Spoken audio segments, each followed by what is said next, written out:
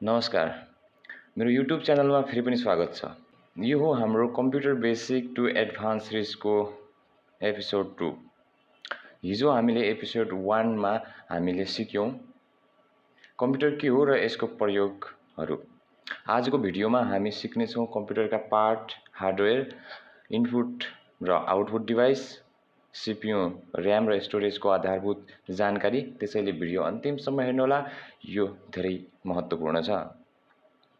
सबैभन्दा पहिले बुझ्नुपर्ने कुरा कम्प्युटर हार्डवेयर। साधारण भाषामा कम्प्युटरमा देख्न र छुन मिल्ने सबै भागलाई हार्डवेयर भनिन्छ, जस्तै मोनिटर, किबोर्ड, माउस, सीपीयू।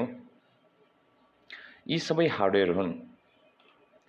अब कुरा गरौँ इनपुट डिभाइसको। इनपुट डिभाइस भनेको जुन डिभाइसबाट हामी कम्प्युटरभित्र डाटा हाल्छौं त्यसलाई इनपुट डिभाइस भनिन्छ। उदाहरण: किबोर्डबाट हामी टाइप गर्न सक्छौं। माउसले क्लिक, सिलेक्ट र ओपन गर्न मद्दत गर्छ। माइक्रोफोन, यसबाट आवाज रेकर्ड गर्न सकिन्छ। स्क्यानर, कागजको डकुमेन्टलाई कम्प्युटरमा राख्न प्रयोग हुन्छ। सजिलो तरिका: जुन डिभाइसबाट डाटा कम्प्युटरभित्र जान्छ त्यो नै इनपुट हो। अब 3 मा छ आउटपुट डिभाइस। अब कुरा गरौँ आउटपुट डिभाइसको। आउटपुट डिभाइस भनेको जुन डिभाइसबाट कम्प्युटरले रिजल्ट बाहिर देखाउँछ त्यो आउटपुट डिभाइस हो। उदाहरणका लागि मोनिटर स्क्रिनमा सबै कुरा देखाउँछ। प्रिन्टर डकुमेन्टलाई कागजमा प्रिन्ट गर्छ र हामीलाई दिन्छ। स्पिकर आवाज सुन्न सकिन्छ।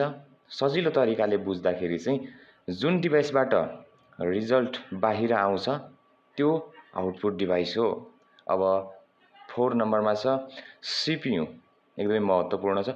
अब आउँछ सबैभन्दा महत्त्वपूर्ण भाग, सीपीयू, सेन्ट्रल प्रोसेसिङ युनिट। सीपीयूलाई कम्प्युटरको ब्रेन यानि कि दिमाग पनि भनिन्छ। जस्तै मानिसको दिमागले सबै काम नियन्त्रण गर्छ, त्यसैगरी कम्प्युटरको दिमाग सीपीयू हो र सीपीयूले कम्प्युटरका सबै काम नियन्त्रण गर्दछ। सीपीयू भित्र के हुन्छ त? प्रोसेसर, मुख्य काम गर्ने भागलाई प्रोसेसर भनिन्छ। एउटा प्रोसेसर हुन्छ। र्याम, अस्थायी मेमोरी, हार्ड डिस्क, डाटा राख्ने स्थान।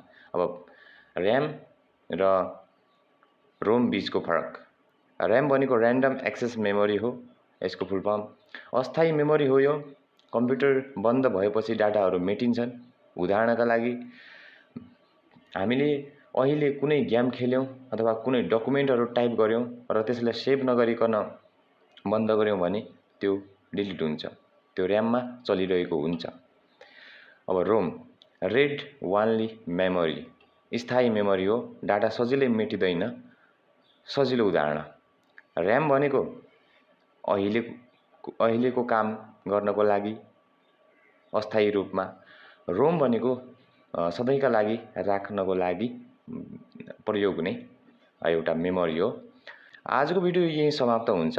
आशा छ तपाईले कम्प्युटर हार्डवेयरको आधारभूत ज्ञान राम्रोसँग बुझियो। अर्को एपिसोड 3 मा हामी सिक्नेछौँ सफ्टवेयर र अपरेटिङ सिस्टम। त्यसैले च्यानललाई सब्स्क्राइब गर्न नबिर्सनुहोला। भिडियो मन पर्यो भने लाइक र सेयर गर्नुहोला। म फेरि अर्को भिडियोमा भेट्नेछु। धन्यवाद।